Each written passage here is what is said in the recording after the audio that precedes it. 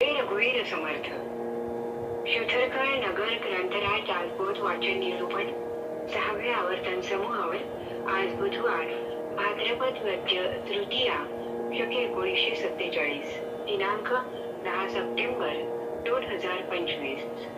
आज ग्रंथराज दासबोध दशक 8वा ज्ञानदशक समास 9वा सिद्ध लक्षण।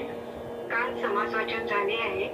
आज आजचे निरूपणकार आहेत आदरणीय वैद्य श्रीधर दादा देशमुख। आजची रामवंदना सादर करणाऱ्या अरुणाताई जोशी आणि आजचे निरूपणकार आदरणीय वैद्य श्रीधर दादा देशमुख यांचे शुथरकाळ नगर ग्रंथराज दासबोध वाचन निरूपण समूहातर्फे आभार मानते। त्यांनी असंच मार्गदर्शन करण्यास वरचेवर या समूहावर यावं अशी समूहातर्फे त्यांना विनंती करते। आजच्या निरूपणाबद्दल ज्यांना आपलं मत व्यक्त करायचं असेल त्यांनी ते लेखी स्वरूपात समूहावर पाठवावं। निरूपणानंतर प्रत्येकाने जय जय रघुवीर समर्थ म्हणून समूहातून आपणहून बाहेर पडावे। श्रीधर दादा आपण निरूपणास सुरुवात करावी। गणेश शारदा चैव सद्गुरु सज्जनस्तथा आराध्य दैवतं गुह्यं सर्वं मे रघुनन्दनः। गणेश शारदा सद्गुरु संत सज्जन कुळेश्वरू सर्व हि माझा रघुवीरू सद्गुरु रूपे। आदिनारायणं विष्णु ब्रह्माणं च वसिष्ठकं श्रीरामं मारुतिं वन्दे रामदासं च श्रीधरम्। गुणातीतमेकं शिवं शान्तमाद्यं मनाकाशमाकाश नित्यं विशुद्धम् असंगं तथा सच्चिदानन्दरूपं सदा रामदासं भजे चिद्विलासम्। शुकासारिखे पूर्णवैराग्य जाचे वसिष्ठा परिज्ञान योगेश्वराचे। कवी वाल्मिका सारिखा मान्य ऐसा नमस्कार माझा सद्गुरु रामदासा। आज ज्ञानदशकातील सिद्ध लक्षण समासाच्या वर चर्चा करण्यासाठी आपण सर्वजण एकत्र जमलेलो आहोत। भाद्रपद तृतीया आणि चतुर्थी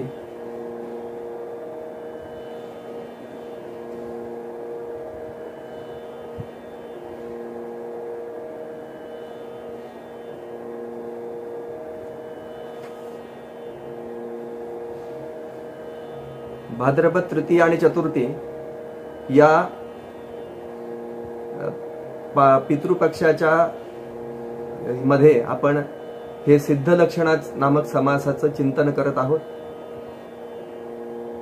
प्रारंभी हृदयस्थ सद्गुरु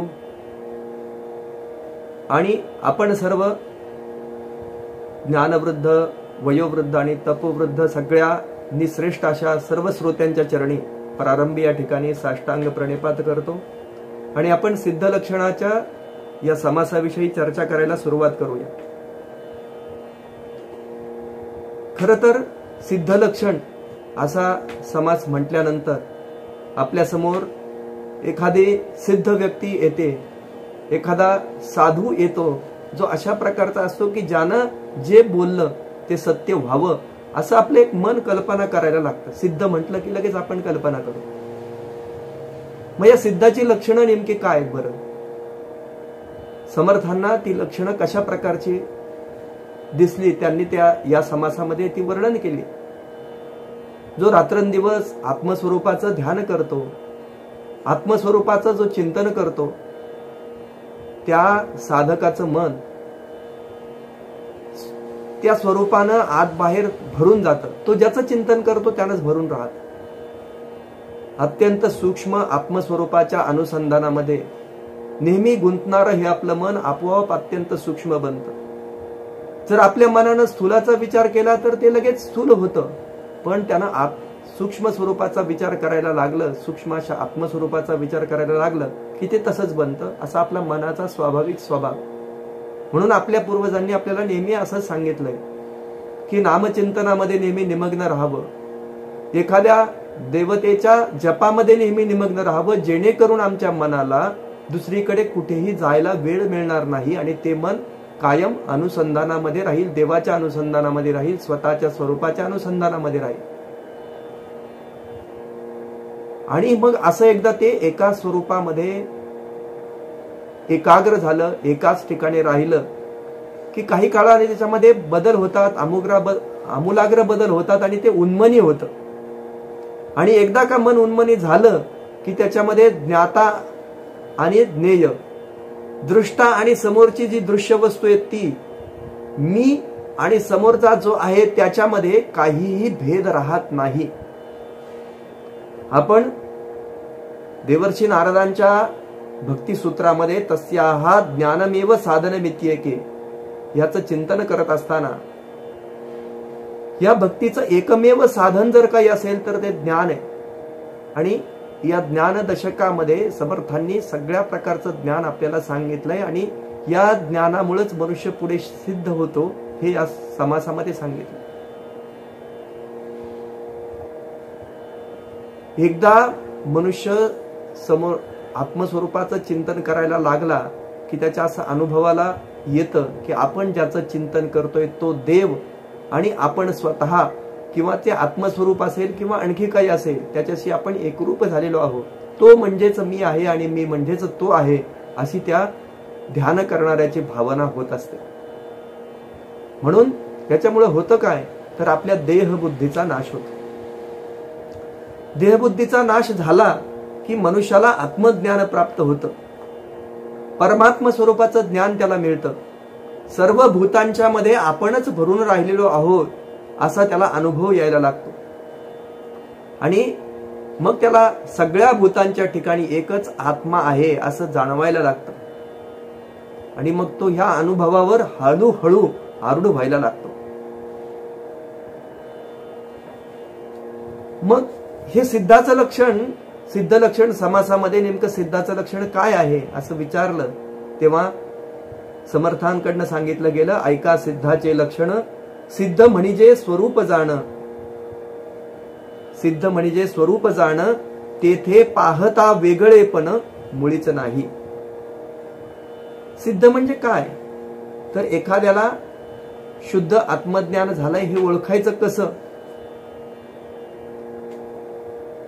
आपण एखादा परीक्षेमध्ये पहिला आलाय तर त्यानं चांगला अभ्यास केलेला असेल, त्याच्याजवळ सगळ्या पुस्तकातल्या सगळ्या प्रकरणांचं चांगल्या प्रकारचं ज्ञान असेल असं आपण आपोआप चिंतन करायला लागतो किंवा त्या समोरच्या व्यक्तीकडे त्या दृष्टीनं पाहायला लागतो.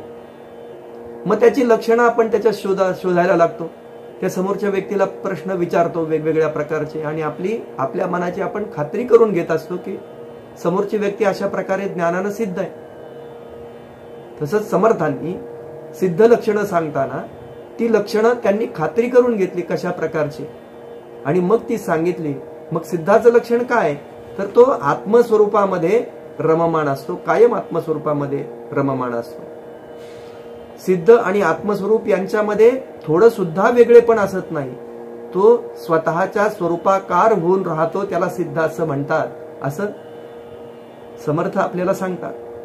आपण भक्तीच्या वेळेसही मोक्ष कारण सामग्र्याम भक्तिरेव गरीयसी स्वस्वरूपानुसंधानम भक्तिरित्यपि दीयते.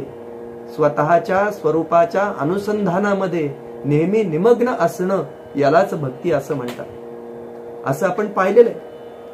समर्थांनी तेच लक्षण आपल्याला सांगितलंय की जो स्वतःच्या स्वरूपामध्ये नेहमी एकरूप झालेला असतो त्याला सिद्ध असं म्हणतात. स्वरूप होऊन राहीजे तया नाव सिद्ध बोलीजे, सिद्ध स्वरूपाची साजे सिद्धपण. स्वतःचं स्वरूप होऊन त्यांना राहिलं पाहिजे. एक दृष्टांत कथा आपल्या समोर ठेवतो, नुकतीच वाचनात आली. एक मनुष्य रोज दत्त मंदिरामध्ये जायचा, दत्ताच्या मूर्तीकडे पाहायचा. आपल्या सगळ्यांना माहिती की दत्त हे स्मर्तृगामी आहेत. त्यांचं नुसतं स्मरण केलं की ते त्या ठिकाणी हजर असतात। आणि त्या दत्त मंदिराकडे जायचा, दत्ताची मूर्ती पाहायचा, दत्तासमोर नतमस्तक व्हायचा। अनेक वर्ष त्याचा हा दिनक्रम होता। त्याला असं वाटायला लागतं की आपण इतके दिवसापासनं दत्त मंदिरामध्ये येतोय, दत्ताची भक्ती करतोय, मग आपल्या जीवनातल्या लौकिक समस्या का बरं दूर होत नाही? दुःखी होतो। अनेक वर्षाचा त्याचा नियम असतो। त्याच्यानंतर त्याचं मन हळूहळू या दर्शनातनं दत्ताच्या दर्शनाला जायचं की नाही याच्याविषयी साशंक व्हायला लागतं। आणि पण तरीही तो त्याचा दिनक्रम चालू ठेवतो। रोज दत्त मंदिरात जायचं, रोज दर्शन घ्यायचं, पुन्हा परत यायचं, हा दिनक्रम चालू ठेवतो। पण त्याच्या मनामधल्या श्रद्धेला थोडीसं कुठंतरी बोट लागलेलं असतं की खरंच माझ्या लौकिक जीवनातल्या समस्या जर कमी होत नसतील तर मग या दत्त मंदिरात जाण्याचा उपयोग काय? साहजिक आहे, आपल्यासारख्या सगळ्या साधकांना हा प्रश्न समोर नेहमी उभा राहत असतो की आपण अनेक वर्षानुवर्ष हा दिनक्रम करतोय, अनेक आपण साधनं करतोय, देवाच्या दर्शनाला जातो, जप करतो, वेगवेगळ्या प्रकारची अनुष्ठानं करतो, तरी त्याचा परिणाम माझ्या लौकिक जीवनावर का दिसत नाही? कारण आपण लौकिक जीवनाला आणि या पारमार्थिक जीवनाला एक मानत असतो। आपल्याला आपलं प्रारब्ध काय आहे, आपलं संचित काय आहे, आपलं क्रियमान कर्म कुठलं चालू आहे याच्यातला भेद आपल्या लक्षात येत नसतो। आणि जरी आपण ऐकला तरी तो तात्पुरता, तेवढ्या वेळेपुरता ऐकून सोडून देत असतो। तसंच या माणसाच्या जीवनामध्ये होतं। तो दत्तभक्तीनं थोडासा त्याच्या मनामध्ये साशंकता आलेली असते दत्तभक्तीच्या बाबतीत, पण त्याचा दिनक्रम मात्र चुकत नसतो। तो रोज देवाच्या दत्ताच्या मंदिरात जाऊन दत्ताची प्रार्थना करतच असतो। आणि काही दिवसानंतर त्याला झोप लागते आणि झोपेमध्ये साक्षात दत्त महाराज त्याच्याशी बोलायला लागतात। दत्त महाराज त्याला सांगतात, अरे तू अनेक वर्षापासून माझ्या दर्शनाला येतोय, खरं पाहता देवदर्शनानं मन प्रसन्न होणं आणि आपल्या लौकिक जीवनातल्या समस्यांचा विसर पडणं हे खरं देवदर्शनाचं फल आहे। आणि त्याचीच अपेक्षा आपण केली पाहिजे। आपल्याला आपल्या जीवनामध्ये किती स्ट्रेस आहे, किती काळजी आहे, आपल्याला किती समस्या आहेत, हे जर आम्ही मंदिरामध्ये जाऊन त्या ऊर्जेच्या ठिकाणी त्या विसरलो नाही, त्याच्या बाबतीत आम्हाला विसर पडला नाही, तर आमच्या दर्शनाबाबतीत, आमच्या भक्तीच्या बाबतीत आपल्याच मनामध्ये खरं तर साशंकता निर्माण व्हायला पाहिजे की अरे आपण देवाचं दर्शन घ्यायला आलो तरी आपल्या समस्या आपल्या मनाला आठवतायत, हे आपल्याला व्हायला नकोय। जसं आपण तो स्वामी विवेकानंदांचा आणि रामकृष्ण परमहंसांचा संवाद आपण आठवून पहा, ज्यावेळी स्वामी विवेकानंदांना सगळ्या सिद्धी प्राप्त होतात रामकृष्ण परमहंसांच्या कृपेनं, आणि ते सांगतात की तू आता काली मातेसमोर जा आणि तिथं जाऊन काही माग, तुझ्या जीवनातल्या सगळ्या समस्यांवर काय तुला विला मागायचं असेल ते सगळं माग। पण जेव्हा जेव्हा ते काली मातेसमोर जातात, काली मातेसमोर नतमस्तक होतात, त्या दर्शनामध्ये एवढी ताकद असते, सद्गुरूंच्या शब्दामध्ये एवढी ताकद असते की लौकिक जीवनामध्ये आलेली सगळी संकट, त्यांच्या वडिलांचा नुकताच झालेला मृत्यू, या सगळ्या गोष्टी ते विसरून जातात आणि लौकिक जीवनातली कुठलीही गोष्ट न वागतात। हे काली माते मला ज्ञान दे, मला वैराग्य दे, एवढ्या गोष्टीशिवाय त्यांना काहीही सुचत नाही। आणि दत्त महाराज त्या व्यक्तीला तेच सांगतात की माझ्या दर्शनाचं उद्दिष्ट एवढंच आहे की तिथे आल्यानंतर आपल्या जीवनातल्या सगळ्या समस्यांचं निराकरण झालं पाहिजे, नवे त्या समस्या आपल्या मनाला आठवायलाच नकोय, हेच माझ्या दर्शनाचं खरं फलित आहे। आणि म्हणून त्या भक्तानं कधीही नाराज होऊ नये, त्यानं कधीही या गोष्टी विसरू नयेत की देवाकडे आपण जातोय ते कुठल्या अपेक्षेनं जातोय, काही मिळवायचं म्हणून जातोय, हे अजिबात नकोय। आणि हे जेव्हा स्वप्न संपल्यानंतर त्या व्यक्तीला जाणवतं,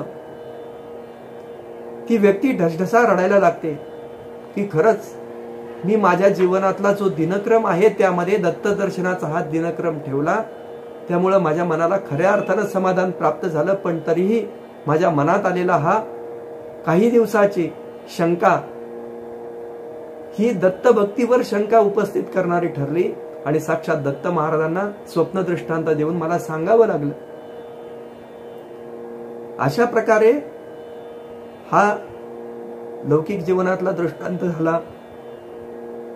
तसं आपण यामध्ये जे सिद्ध लक्षण पाहतोय ते सिद्ध लक्षण कुठल्या गोष्टीवरनं आपण ओळखणार हे सांगत असताना समर्थ आपल्याला सांगतात की जो स्वतः स्वरूपाकार होऊन जातो, आपण दुसरा स्वरूपाकार झालाय कसं ओळखणार बरं? समोरच्या व्यक्तीला सिद्ध आहे हे ओळखण्यासाठी त्याच्या देहाच्या अवस्थेवरून ओळखावं तर ते शक्य नाही. मग आपल्याला ते 3 प्रकारांनी ओळखता येतं असं समर्थ या समासामध्ये आपल्याला सांगतात. पहिलं सांगतात की असे व्यक्ती जे स्वतः सिद्धावस्थेकडे वाटचाल करताय ते संदेहरहित साधन करत असतात. ते जे साधन करताय, ते जे उपासना करताय, ती उपासना करत असताना यानेच मला ईश्वर भेटेल याबद्दल त्यांच्या मनामध्ये कुठलीही शंका नसते. हे झालं संदेहरहित साधन. दुसरं सदैव स्वस्वरूपानुसंधान. आपण त्यांच्याशी बोलायला गेलं की ते काही प्रश्नांची उत्तरं देतील पण पुन्हा त्यांच्या नामचिंतनामध्ये निमग्न होतील किंवा त्यांच्या पद्धतीनं ते काय त्यांच्या ध्यानात असतील, निमग्नात असतील, स्वस्वरूपानुसंधानात असतील, ते त्यांच्याच एका विश्वामध्ये असते. आपण विचारलं की भानावर येऊन ते तेवढ्यापुरतं आपल्याला कदाचित उत्तरही देते, पण सारखे ते आपल्याकडेच लक्ष त्यांचं असेल असं मात्र आपण समजायचं कारण नसतं, कारण ते सदैव स्वस्वरूपानुसंधानामध्ये असतात. या 2 लक्षणं. आता तिसरं लक्षण, त्यांना आत आणि बाहेर प्रचंड समाधान त्यांच्या चेहऱ्यावर झळकत असतं. मला अमुक पाहिजे, मला तमुक पाहिजे, हे मिळालंय, ते मिळालंय, हे मिळाल्यानंतर आणखी ते मिळवलं पाहिजे, अशा प्रकारची वखवक त्यांच्या चेहऱ्यावर कुठेही दिसणार नाही. आणि अशा प्रकारची जी माणसं असतात ती कधीही कुठल्या तणावाखाली नसतात. प्रचंड शांती त्यांच्या चेहऱ्यावर आपल्याला अनुभवायला मिळत असते. या 3 ओळखण्याच्या, सर्वसामान्य व्यक्तींनी ओळखण्याच्या गोष्टी आहेत. पण जरी त्या समर्थांनी सांगितल्या असल्या तरी या लक्षणांवरून सिद्धांना ओळखणं स्वतः साधन मार्गावर वाटचाल केल्याशिवाय ते शक्य नाही. कारण संदेहरहित साधन कोणतं करतोय ह्याच्यावर प्रत्येकाचा विश्वास बसणं, प्रत्येक जण कोणतं साधन करतोय, आपलं साधन आणि समोरच्या सिद्ध व्यक्तीचं साधन हे एकच आहे का, ते वेगळं आहे का, असे अनेक प्रश्न त्या संदर्भात उपस्थित होते. सदैव स्वस्वरूपानुसंधानात तो आहे हे ओळखण्यासाठी हे सामान्य व्यक्तीला ते ओळखणं शक्य नाही. कदाचित त्याला समोरच्या व्यक्तीचा हा अभिमान वाटू शकेल, गर्व वाटू शकेल किंवा वेडेपणा वाटू शकेल, काय वाटू शकेल ते सांगता येत नाही. आणि आत आणि बाहेर समाधान असणारा माणूस या जगामध्ये असणं, इतका उदासीन माणूस मिळणं, आपण त्याला एकतर वेड म्हणू किंवा एकतर सिद्ध पुरुष म्हणू असं आपण सामान्य व्यवहारामध्ये त्याला म्हणत असतो. म्हणून या 3ही लक्षणांवरून ह्या सिद्धाला ओळखणं फार कठीण असतं. म्हणून समर्थांना इथं सांगावं लागलं की वेदशास्त्री जे प्रसिद्ध, स्वस्वरूप स्वतः सिद्ध, तयासीच बोली जे सिद्ध, अन्यथा न घडे. सिद्ध कशावरनं ओळखायचा? सिद्धाच्या देहाच्या अवस्थेवरून त्याला ओळखायचं नसतं. आपण हे पाहिलं. संदेहरहित साधन त्यानं करावं, स्वस्वरूपानुसंधान, आत बाहेर समाधान, त्याचे लक्षण ते आपण पाहिलं. पण तरीही ते वेदशास्त्रांमध्ये आत्मस्वरूप स्वतः सिद्ध आहे. ते स्वरूप जो बनतो त्याला सिद्ध म्हणावं असं पहिलं लक्षण या ठिकाणी सांगतं. मग ज्याचं अंतरंग स्वतःच्या स्वरूप पाहण्याकडे एकरूप झालंय त्याच्या देहाचे व्यापार मात्र थांबत नसतात. त्याला देहाचे व्यापार करावेच लागतात, ते चालू राहतात. स्वप्नामध्ये दिसणाऱ्या जशा गोष्टी आपण खोट्या असतात, उठल्यानंतर आपल्याला जाणवतं की स्वप्न खोटं होतं, त्या तात्पुरत्या खऱ्या आपल्याला वाटतात. त्याचप्रमाणे देहाबरोबर मिथ्यापणाने येणारे सगळे व्यापार त्या सिद्ध मनुष्याला सुद्धा करावे लागतात. त्याला पण माहित असतं हे सगळे खोटे, पण लोकांच्यासाठी, लोकांच्या करिता त्याला हे करावे लागतात. सदा सर्व काळ नेहमी आत्मस्वरूपाशी चिकटून राहणं हे साधूचं प्रधान लक्षण असलं तरी तो देहाने लोकांमध्ये दिसत असतो, पण मनाने मात्र तो लोकांहून निराळा असतो. कारण जर त्यानं लोकांना दाखवून दिलं नाही की कशा प्रकारे वागायचं, तर लोक सामान्य मनुष्यही त्याप्रमाणे वर्तन करू लागतील आणि त्यांच्यामध्ये या मनुष्य जीवनामध्ये येऊन कशा प्रकारे वागावं या बाबतीत जो विचार आहे तो विचार एकरूपपणाने राहणार नाही. यासाठी त्यांना लोकाप्रमाणे वागावं लागतं. पण त्यांचं मन मात्र सदा नेहमी आत्मस्वरूपाशी चिकटून असतं. म्हणून बाहेरून दिसायला जो साधक दिसतो, अंतर्यामी मात्र ते आत्मस्वरूपाशी तदाकार झालेला तो सिद्ध असतो. आपल्यासारख्या सगळ्या साधकांनी हे खरं सिद्ध पुरुषाचं लक्षण समजून घ्यायला हवं. अत्यंत निसंशयपणे जर हे आपल्याला पाहायचं असेल, तर मग तो देहाने हालचाल कसा करतोय, तो अंतर्यामी स्थिर आहे का नाही, त्याच्यामध्ये चंचलत्व आहे का नाही, अंतर्यामी त्याची वृत्ती अत्यंत निश्चल आहे का नाही, त्याच्या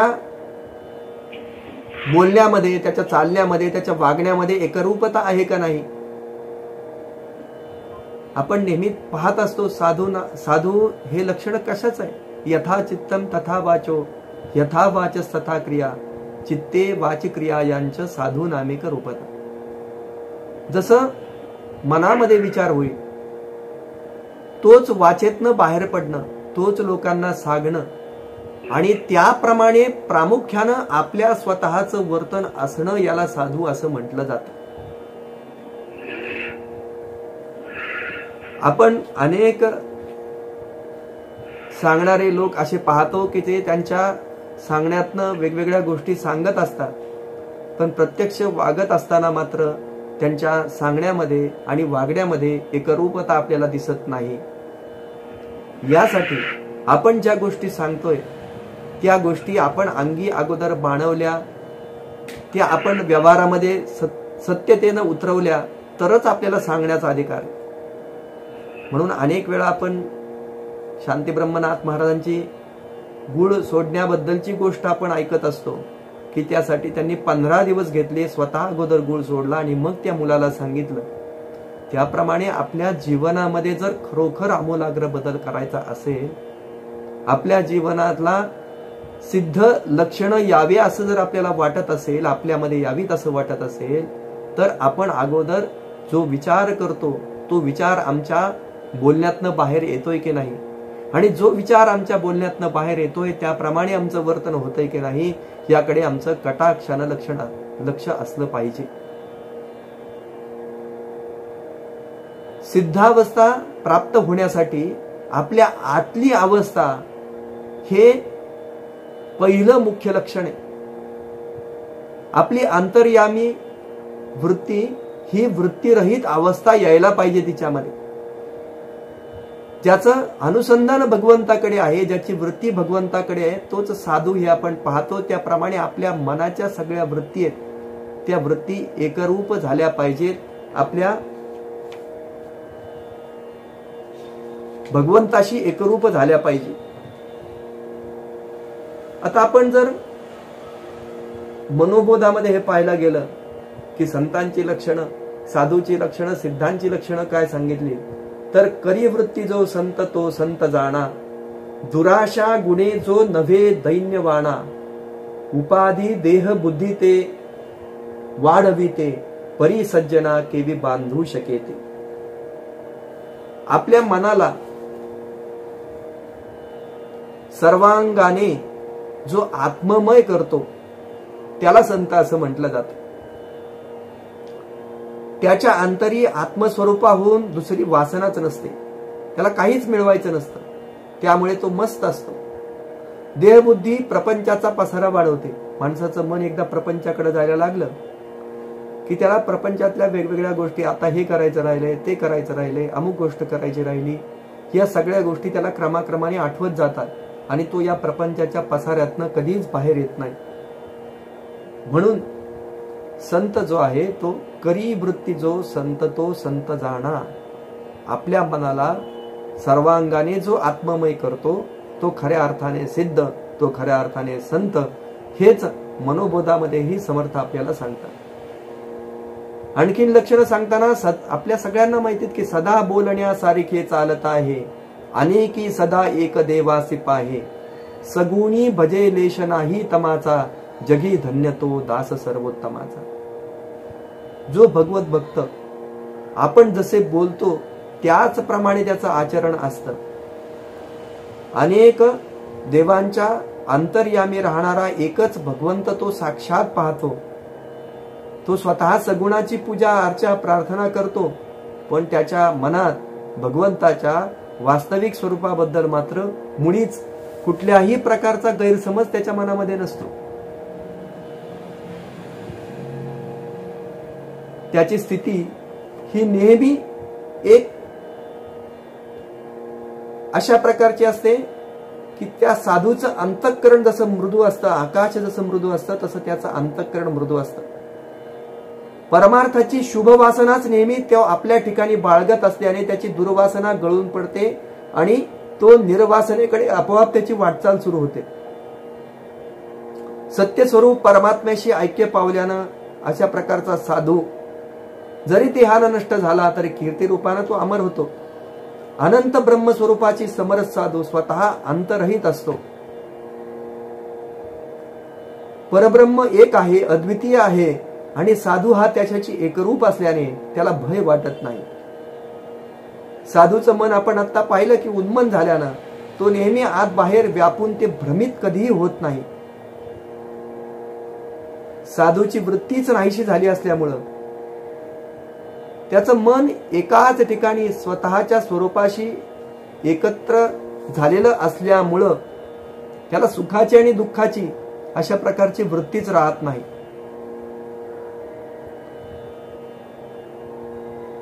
स्थिती बाणता स्वरूपाची चिंता सोडली देहाची. एकदा का त्याला स्वतःच्या स्वरूपाची स्थिती प्राप्त झाली की त्याला देहाची कुठल्याही प्रकारची चिंता लागत नाही, तो त्या चिंता बाळगत नाही. आपोआप अनन्य चिंतयन्तो माम ये जनः पर्युपासते तेषा नित्यवियुक्तानां योगक्षेमं वहाम्यहम्. हे त्याला माहित असतं भगवंत आपला उदरनिर्वाह करणार आहे, भगवंत आपल्याला आपला योगक्षेम चालवणार आहे, आपल्याला या जगामध्ये राहण्यासाठी काय करावं लागेल याचे सगळे निर्णय भगवंत घेणार आहे हे त्याला माहित असतं, कारण तो भगवंताच्या स्वरूपी स्थिर झालेला असतो. सकळ धर्मामध्ये धर्म स्वरूपी राहणे हा स्वधर्म, हेच जाणीजे मुख्य वर्म साधू लक्षणाचे. साधू लक्षणाचं सगळ्यात मोठं वर्म या समासामध्ये सांगितलेलं आहे की सकळ धर्मांच्या मध्ये धर्म एकच आहे की तो म्हणजे स्वतःच्या स्वरूपामध्ये राहणं. हा सगळ्यांचा स्वधर्म आहे. स्वतःच्या स्वरूप त्याने जाणून घेण्याचा प्रयत्न केलाय. मी कुठून आलोय, काय आहे, कसा आहे हे जाणून घेणं हा प्रत्येकाचा स्वधर्म आहे. आणि हेच मुख्य वर्म समजून जो जीवन यापन करेल त्याला खरी साधुत्वाची प्राप्ती होणार आहे. म्हणून या जीवनामध्ये मनुष्यानं आल्यानंतर त्यानं केवळ दिसायला साधक नाही तर अंतर्यामी आत्मस्वरूपाशी तदाकार झालेला असं सिद्ध झालं पाहिजे. जे म्हणून आपल्याला शास्त्रानं करायला सांगितलंय, हे स्वस्वरूपानुसंधान प्राप्त करण्यासाठी जे म्हणून सांगितलंय ते सगळं या साधकानं केलं पाहिजे. स्वतःच्या स्वरूपाचं अनुसंधान हे मुख्य साधूचं लक्षण समर्थांनी सांगितलं. आणि जगी जरी राहत असलो, आपण या जगामध्ये राहत असलो तरी सगळ्या जगापेक्षा आपण वेगळे आहोत, इतर सामान्य लोकांपेक्षा वेगळे आहोत. हे नेहमी आपण जर स्वस्वरूपानुसंधान साधलं तर आपल्याला ते लक्षात येईल. संदेहरहित साधन जे आपण लक्षणं पाहिली त्याच्यामध्ये संदेहरहित साधन पाहिलं. संदेहरहित साधन त्याची सिद्धाचे लक्षण अंतर्बाह्य समाधान चळे नाहीसे. आत आणि बाहेर मनुष्याला पूर्ण समाधान झालं.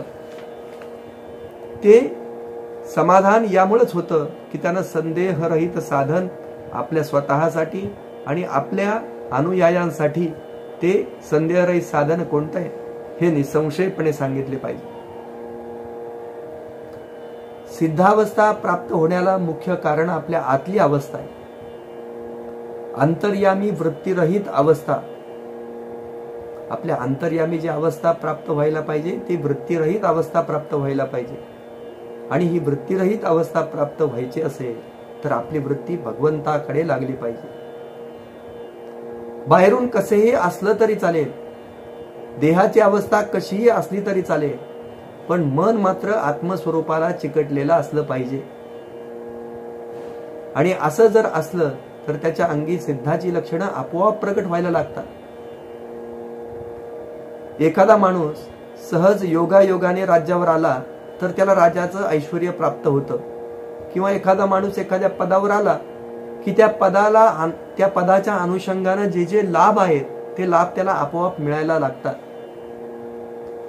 त्याचप्रमाणे ज्याला स्वतःच्या स्वरूपाबद्दल आपलेपणा उत्पन्न झालाय, ज्याला त्याची आवड निर्माण झाली, त्याच्या अंगी स्वतःचं सिद्ध लक्षणं आपोआप यायला लागतात. आपल्या सगळ्यांसाठी समर्थांनी सांगितलंय की जसं एखाद्या राजकीय पद असेल, कुठलं लाभाचं पद असेल, एखादं मानाचं पद असेल, ते पद आपल्याला मिळालं आपल्या प्रयत्नातनं, आपल्या प्रारब्धानुसार कसंही मिळालं की त्या पदावर एकदा आपण गेलो की त्या पदाच्या अनुषंगाने मिळणारे जे लाभ आहेत ते लाभ आपल्याला आपोआप व्हायला लागतात. तसंच आपल्या स्वतःच्या स्वरूपावर आपलं मन एकाग्र करण्याचं लक्षण समर्थ आपल्याला सांगताय की आपल्याला स्वतःच्या स्वरूपाच्या अनुसंधानामध्ये राहता आलं, त्याच्याबद्दल आवड निर्माण झाली की आपोआप सिद्धाची लक्षणं आपल्यामध्ये यायला लागतात. एरवी आपण सिद्ध लक्षणं समर्थांनी सांगितली म्हणून हा सिद्ध लक्षण समास अनेक वेळा वाचला, अनेक वेळा तो वाचत गेलो. त्यातली सगळी सिद्ध लक्षणं आम्ही पाठ केली तरी ती लक्षणं आमच्या अंगी येतील असं अजिबात नाही. कारण हे करण्यासाठी सिद्ध लक्षणं जशी आम्हाला माहीत असणं आवश्यक आहे, जशी ती पाठ आमची असतील तसंच त्याप्रमाणे आमचं वर्तन घडलं पाहिजे. त्यासाठी आमचं मन स्वतःच्या स्वरूपाच्या अनुसंधानाकडे वळलं पाहिजे. आपली वृत्ती निर्गुण स्वरूपाच्या ठिकाणी राहणं ही परमार्थाची पराकाष्ठा आहे. वृत्ती त्रिगुणांच्या पलीकडे जाणं, सत्व रज तम या तिन्ही गुणांच्या पलीकडे जाऊन ती परमात्म स्वरूपामध्ये स्थिर राहणं ही आपण करत असलेल्या साधनेच्या अभ्यासाची सगळ्यात उत्तम अशी पायरी. संतांच्या संगतीमध्ये राहून सतत आम्ही त्यांचं श्रवण करून, मनन करून, निधिध्यासन करून ते आमच्या जीवनामध्ये उतरून आम्ही जर हे केलं तर ही आम्हाला सिद्धावस्था प्राप्त होते. स्वतःच्या स्वरूपाशी तदाकार होण्याचा अभ्यास करीत असताना या लक्षणांचा पण आम्हाला अभ्यास करावा लागतो. स्वतःच्या स्वरूपाचा स्पर्श सुटला की मोठ्या योग्यतेचे साधकही गोंधळून जातात. म्हणून मनुष्यानं जास्तीत जास्त लक्ष हे स्वतःच्या स्वरूपावर लक्ष केंद्रित करण्याकडे दिले पाहिजे. म्हणून आपल्या शास्त्रानं आम्हाला काही वेळ अनुसंधानामध्ये राहण्याचा, ध्यानामध्ये राहण्याचा, ध्यानाभ्यास करण्यासाठी सांगितलं. आम्ही देवपूजा करावी, आम्ही जप करावा, पण आम्ही काही वेळ देवाच्या समोर शांत बसून डोळे बंद करून भगवंताचा रूप आपल्या त्या बंद डोळ्यापुढे आणण्याचा प्रयत्न केला पाहिजे. आणि हळूहळू हे करताना आम्ही आमच्या स्वरूपाचं चिंतन केलं की आपोआप मन भगवंतावर जसं एकरूप होतं तसं स्वतःच्या स्वरूपावर एकरूप करण्याचा आम्ही प्रयत्न केला पाहिजे. आपण सविकल्प समाधी किंवा निर्विकल्प समाधीचा अनेक वेळा शब्द ऐकतो. समाधी अवस्थेपर्यंत जाणं खरोखर खूप अवघड आहे. पण एकदा की ही अवस्था प्राप्त झाली, निर्विकल्प समाधी प्राप्त झाली की मनुष्याला जीवनामध्ये दुसरं काही प्राप्त करून घेण्याचं शिल्लक राहत नाही. ज्याच्या कल्पनेमध्ये केवळ स्वतःचं स्वरूप भरून राहतं तिथं कुठलीही कामना, कुठली इच्छा शिल्लक राहत नाही. साधूला अशा प्रकारची कुठली कामना नसते तो निष्काम असतो. एखादी वस्तू आम्हाला मिळाली पाहिजे, ही वस्तूचा भोग आम्हाला मिळावा. सामान्य मनुष्याच्या मनामध्ये असं असू शकतं की ही वस्तू आम्हाला मिळाली पाहिजे, ही मिळाली पाहिजे. नाही मिळाली तर क्रोध येतो, राग येतो. पण साधूच्या मनामध्ये मात्र असे नाशवंत पदार्थ, नष्ट होणारे पदार्थ, अशाश्वत पदार्थ यांच्याकडे त्यांचा ओढा अजिबात नसतो. साधूंच्या दर्शनानं,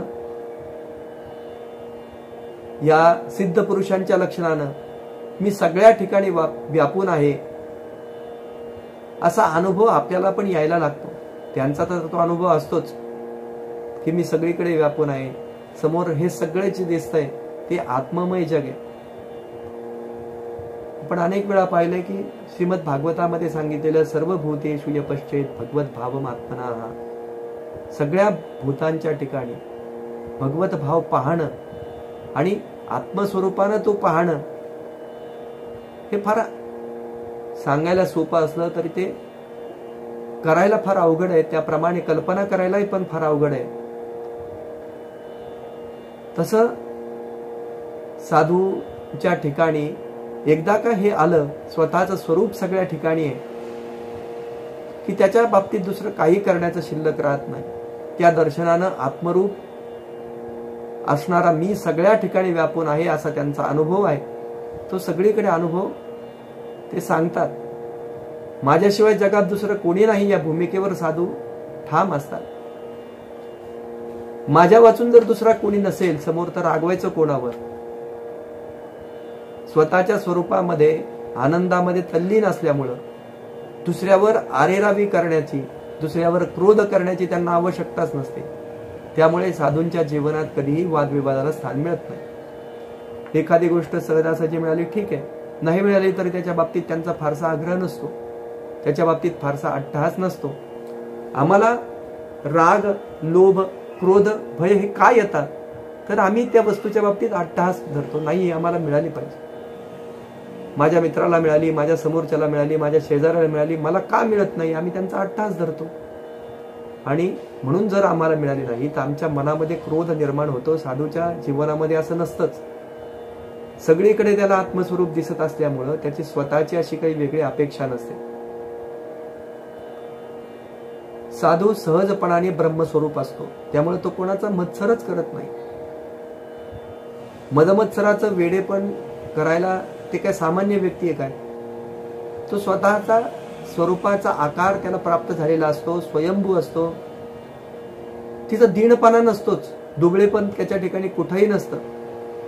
बरं, दुसऱ्या कोणाला दाखवायचंही नसतं. मी अमुक नाही असा दाखवणं हा दंभ जसा आहे की मी आध्यात्मिक हे दाखवणं हे दंभाचं लक्षण. साधूला तसं काही दाखवायचंच नसतं. त्याला कुणी साधू म्हणा, त्याला कुणी काही म्हणा, त्याला त्याच्याशी काही घेणं नसतं.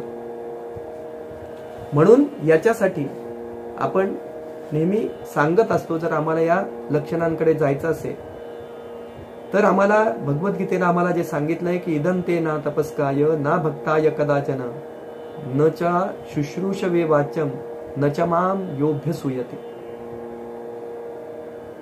जर आम्हाला हा भाव प्राप्त करायचा असेल तर अगोदर आम्ही म्हणोनी तपाचा धनुर्धरा तळी दाटोनी गाडोरा वरी गुरुभक्तीचा पुरा प्रासाद जो झाला आणि श्रवणेच्छेचा पुढा दारवंटा सदा उघडा वरी कलशू चोखडा आनंदा रत्नांचा. म्हणून जर आम्हाला खऱ्या अर्थानं सिद्ध लक्षणं प्राप्त करून घ्यायची असेल तर तपरूपी दगडाचा खाली पाया घालून त्याच्यावर गुरुभक्तीरूपी देवालय बांधलंय आणि श्रवण इच्छेचं जे दार आहे तो नेहमी आम्ही उघडं ठेवलंय. आनंदा रूपरत्नांचा उत्तम कळस त्याच्यावर लावलाय. अशा प्रकारे जर आम्ही वर्तन ठेवलं तर आम्हाला सिद्ध लक्षणांकडे वाटचाल करता येते. आम्ही भगवान देवांचं चरित्र ऐकलंय. सामान्य व्यक्तींना जरी भगवान ऋषभदेव हे वेडसरपणाने वागतायत असं वाटत असलं तरी त्यांना सिद्ध अवस्था प्राप्त झालेली होती. त्यांना त्यांच्या देहाविषयी कुठल्याच प्रकारची ममता नव्हती. त्याच्यामुळे तो देह स्वच्छ ठेवला काय, कसा ठेवला काय, याच्याकडे त्यांचं अजिबात लक्ष नव्हतं. ऋषभदेव आपल्या पुत्रांना उपदेश करतानाच असा करतायत की नायम देहो देह भाजाम नृलोके कष्टान कामान अर्हते विडभुजामे तपो दिव्यम पुत्र कायेन सत्वम शुद्धेद्यस्मात ब्रह्मसौख्यम त्वनंतम. भगवान ऋषभदेव आपल्या मुलांना सांगतात, मुलांनो, हे शरीर या मर्तलोकामध्ये दुःखमय विषभोग प्राप्त करण्यासाठी नाही, तर या शरीराने ज्यामुळे अंतःकरण शुद्ध होईल असं दिव्य तप प्राप्त करण्यासाठी प्राप्त झालेलं आहे. हे भोग तर विष्ठा भक्षण करण्याचं डुक्करही वेगवेगळ्या मार्गांनी मिळवतात, पण आम्हाला शरीर यासाठी मिळालंय की ज्याच्यामुळे आमचं अंतःकरण शुद्ध होईल. यासाठी मनुष्य जन्मात आल्यानंतर आम्ही दिव्य तप केलं पाहिजे. त्यामुळे अनंत ब्रह्मानंदाची प्राप्ती होते. त्यासाठी त्यांनी महत् सेवाम द्वार माहुर विमुक्ते, शास्त्रांनी महापुरुषाच्या सेवेला मुक्तीचं द्वार असं सांगितलेलं आहे. आम्हाला या सिद्ध लक्षणांची प्राप्ती करून घ्यायची असेल, सिद्ध व्हायचं असेल, तर आम्ही पहिल्यांदा महापुरुषांची सेवा केली पाहिजे. आम्ही जर महापुरुषांची सेवा केली तर आम्हाला हे द्वार आपोआप उघडतं. मग हे महापुरुषांना, सिद्ध पुरुषांना कसं ओळखायचं हे पण श्रीमद भागवतामध्ये सांगितलंय की महांतस्ते समचित्ता प्रशांता विमन्यवः सुरदस साधवो ये. समचित्त, परमशांत, क्रोधहीन, सर्वांचे हितचिंतक आणि सदाचार संपन्न जे आहेत त्यांनाच सिद्ध आणि महापुरुष म्हटलं जातं. आपल्याला जी समर्थ लक्षणं सांगतायत तशीच लक्षणं श्रीमद भागवतामध्ये भगवान ऋषभदेवांनी आपल्या पुत्रांना उपदेश करताना पण सांगितलेली आहे की महत् सेवा हे महापुरुषांच्या सेवेचं द्वार, हे मुक्तीचं द्वार आहे. म्हणून समचित्त, महापुरुष ओळखायचे कसे, तर ते समचित्त आहे, परमशांत आहेत, क्रोधहीन आहेत, सगळ्यांचे हितचिंतक आहेत. एखाद्याच व्यक्तीला फक्त चांगल्या गोष्टी सांगतायत, दुसऱ्याचा रागराग करतायत असं त्यांच्या ठिकाणी कधी नसतं. सगळेजण या त्याच्या अधिकाराप्रमाणे त्याला ते साधन सांगत असतात आणि स्वतः जे सदाचार संपन्न आहेत त्यांना महापुरुष म्हटलं जातं. आणखीन उद्धव गीतेमध्ये 11व्या स्कंदात निरपेक्षम मुनीम शांतम निर्वैरम समदर्शनम अनुव्रजाम्यहम नित्यम पूये यत्यंग्रे रेणुभेही. उद्धव गीतेमध्येही निरपेक्ष, त्याला कशाही प्रकारची अपेक्षा नाहीये, जो नेहमी मननात घडलेला आहे, मननात मुनी, शांतम, जो शांत आहे, ज्याला कुठलाही वैरी नाहीये आणि सगळ्यांच्या ठिकाणी सारख्या पद्धतीने जो बघतोय अशा सगळ्याला महापुरुष म्हणावं, सिद्ध म्हणावं, अशी वेगवेगळ्या ग्रंथातनं पण लक्षणं आलेली आहे.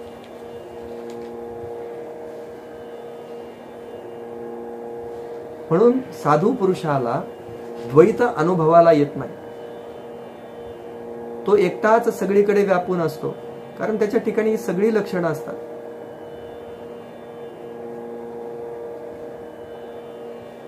त्याच्या जीवनामध्ये शोकाचा प्रसंग येत नाही की त्याला खूप असा परमानंद झालाय, आनंदाने नाचा, असं त्याला कधी होत नाही. त्याला सुख दुःख या भावना त्याच्या ठिकाणी नसतात. परमार्थासारखी शुभ वासना बाळगल्यामुळे स्वार्थासारखी अशुभ वासना आपोआप गळून जाते आणि मग तो केवळ निर्वासन अवस्थेमध्ये उरतो. म्हणून साधून स्वतःच्या स्वरूपाशी एकरूप होण्याची अवस्था त्याच्या पत्नी पडली म्हणजे त्याला त्याच्या देहाचं भान उरत नाही, त्याला देहाची काळजी वाटत नाही, पुढे आपलं कसं होणार याबद्दल त्याला कधीच चिंता वाटत नाही. साधूची बुद्धी एकदा स्वतःच्या स्वरूपाच्या अनुसंधानामध्ये मग्न झाली की ती आत्मबुद्धी बनते. देहबुद्धी असताना स्थलकालाच्या ज्या मर्यादा, देहबुद्धीने स्थलकालाच्या ज्या मर्यादा होत्या किंवा समोरच्या दृश्याबद्दलच्या ज्या उपाधी होत्या त्या सगळ्या गळून पडतात आणि मग त्याला दिव्य अशा प्रकारची दृष्टी प्राप्त होते. त्याला स्वस्वरूपमय बनून होण्याची सवय लागते. तशा अवस्थेमध्ये कोणत्याही दृश्याचा यत्किंचित संसर्ग पण त्याला सहन होत नाही. देहाचा संसर्ग तर नाहीच नाही. स्वस्वरूप अतिशय निर्मळ आहे. त्यात यत्किंचितही अशा प्रकारचं मल खपत नाही. स्वादू त्या स्वरूपाशी तादात्म्य पावलेला असतो, त्यामुळे तो अत्यंत निर्मळ असतो. सत्संगतीमध्ये राहिला त्याला आवडतं. स्वतःच्या स्वरूपाशी लीन होताना अगोदर सत्संगती आपण प्राप्त करून घेतली पाहिजे. साधूची अशी लक्षणं दुसऱ्याला सांगितल्यानं, त्याचा नेहमी विचार केल्यानं, त्याची नोंद आपल्याकडे कुठेतरी करून ठेवल्यानं, नेहमी नेहमी ती आठवत राहिल्यानं आपल्या अंगी हळूहळू यायला लागतात. निरंतर स्वरूपी राहता स्वरूपाची होईजे तत्वता, मग लक्षणी अंगी बाणता वेळ नाही. स्वरूपात राहण्याचा सारखा अभ्यास केला म्हणजे साधक स्वतः स्वरूपाकारच बनून जातो. मग साधू लक्षणे अंगी प्रगट होण्यास उशीर लागत नाही. बुद्धी आत्मस्वरूपामध्ये स्थिर झाली म्हणजे आपल्या ठिकाणी असणारे जे अवगुण आहेत की जे आपल्याला कधी कधी गुणासारखे वाटतात ते आपोआप गळून पडतात. पण असा अनुभव यायसाठी मात्र सत्संगती आपल्याला करावी लागते. संतांचा उपदेश आपल्याला नेहमी नेहमी ऐकावा लागतो. जगामध्ये सगळीकडे सगळ्यांना सारखाच अनुभव येईल असंही सांगता येत नाही. पण निरंतर स्वरूपामध्ये जर आपण हे करायला लागलो, निरंतर स्वरूपामध्ये साधूच्या लक्षणांचं चिंतन आम्ही जर करायला लागलो, तर नेहमी आम्ही शांत राहून ही साधूची लक्षणं सहजतेने आम्ही प्राप्त घेऊन शकतो. आणि म्हणून पहिल्यांदा समर्थांनी आम्हाला जे सांगितलं या समासामध्ये प्रामुख्यानं की समोरचा मनुष्य सिद्ध हे कसं ओळखावं, यासाठी त्याचं साधन संदेह रहित आहे की नाही, तसं आपलं साधनही संदेह रहित असलं पाहिजे. समोरचा सिद्ध सदैव स्वतःच्या स्वरूपाच्या अनुसंधानामध्ये आहे की नाही हे जसं आपण पाहिलं पाहिजे, तसं आपणही स्वतःच्या स्वरूपाच्या अनुसंधानामध्ये राहण्याचा प्रयत्न केला पाहिजे. आणि सिद्ध लक्षणामध्ये जसं समोरच्या सिद्धामध्ये आत आणि बाहेर पूर्ण समाधान त्याला प्राप्त झालंय, तसंच समाधान आम्हाला प्राप्त करून घेण्यासाठी आम्ही प्रयत्न केला पाहिजे. बृहदारण्यक उपदेशामध्येही याज्ञवल्क्य ऋषींनी यत्र हि द्वैतमिव भवति तदितरम इतरम पश्यति जिज्ञाति शृणोति विजानाति यत्र त्वस्य सर्वम आत्मैवाव भूत तत्केन कम पश्येत जिघ्रेत शृणुयात विजानीयात. याचा अर्थ असा की दृष्टा आणि दृश्य हे जोपर्यंत द्वैत होते तोपर्यंत द्रष्टा हा दृश्याला पाहत होता समोरच्याला, पण जेव्हा हे दोघे त्याला पाहत होता, हुंगत होता, ऐकत होता, ओळखत होता, पण जेव्हा हे दोघही एकच झाले, दोघही आत्ममय झाले, तेव्हा कोण कोणाला पाहणार, कोण कोणाला हुंगणार आणि कोण कोणाला ओळखणार. जो स्वतःला जाणतो त्याला जाणणारा आणखी कोण आहे.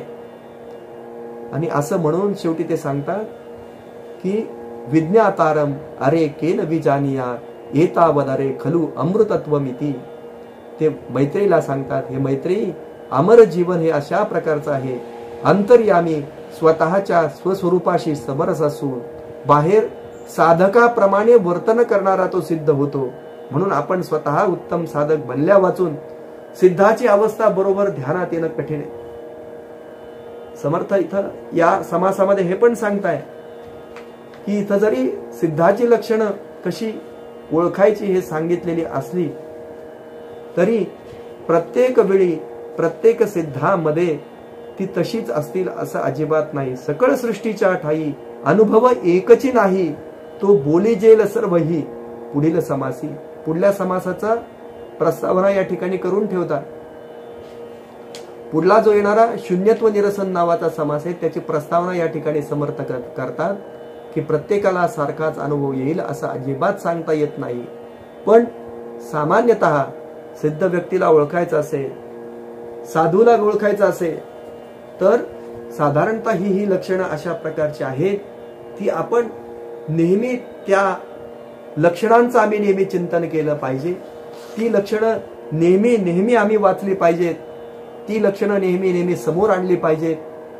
स्वतःच्या स्वरूपाच्या अनुसंधानामध्ये राहण्याचा प्रयत्न केला पाहिजे. आणि हे करत असताना आम्हाला हे स्वतःच्या स्वरूपाचं अनुसंधान प्राप्त झालं आहे की नाही हे आपण स्वतःच नेहमी आपल्याशी ताडून पाहिलं पाहिजे. आकाशाप्रमाणे मृदू असणारं, जसं आकाश मृदू आहे, मृदूपणा केवढा असावा.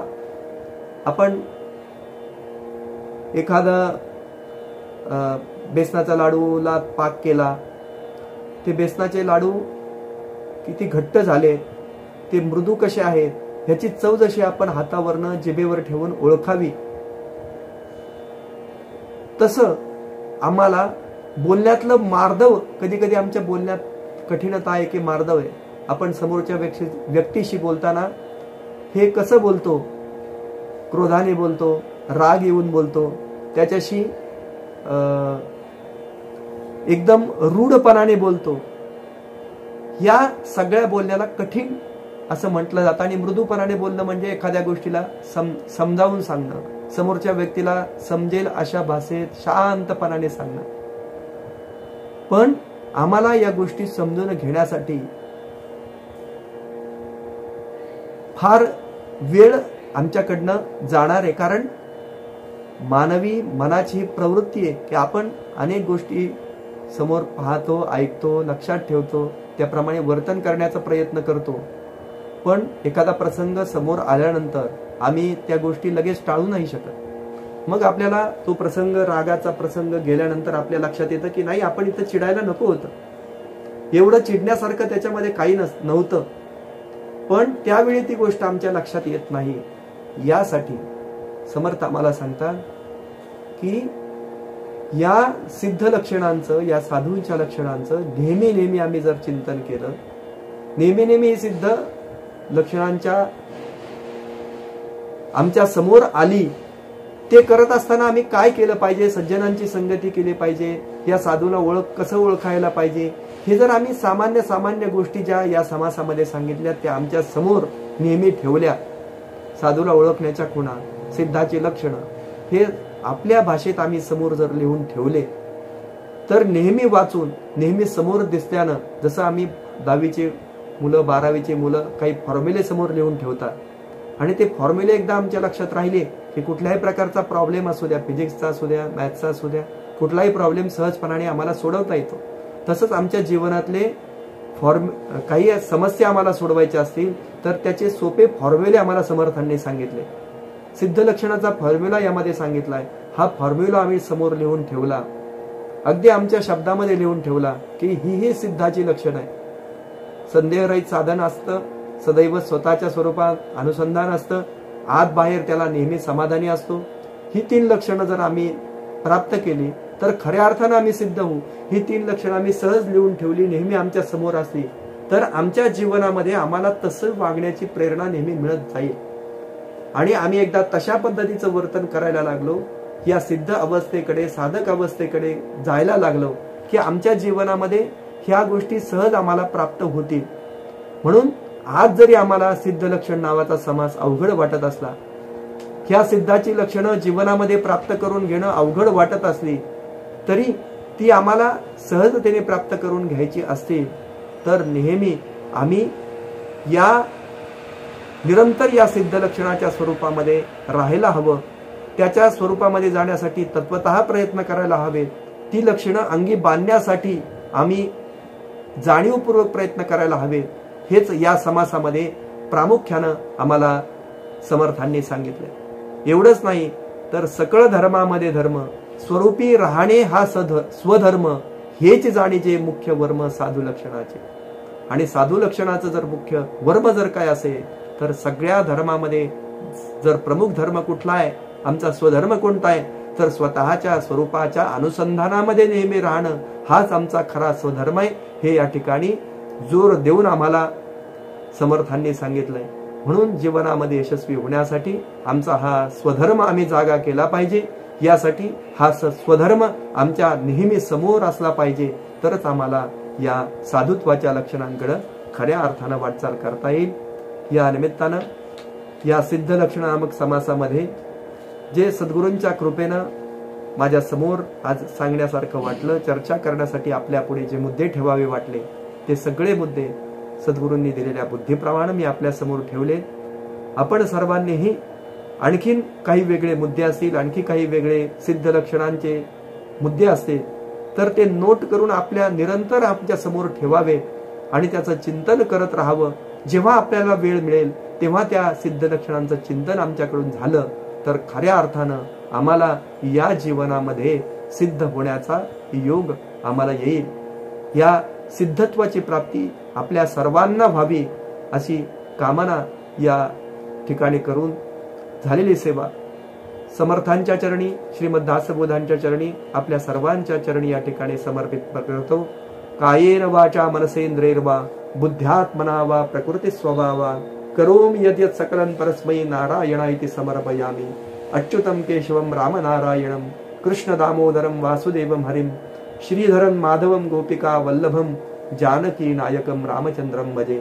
हरे राम राम राम हरे हरे, हरे कृष्ण कृष्ण कृष्ण हरे हरे.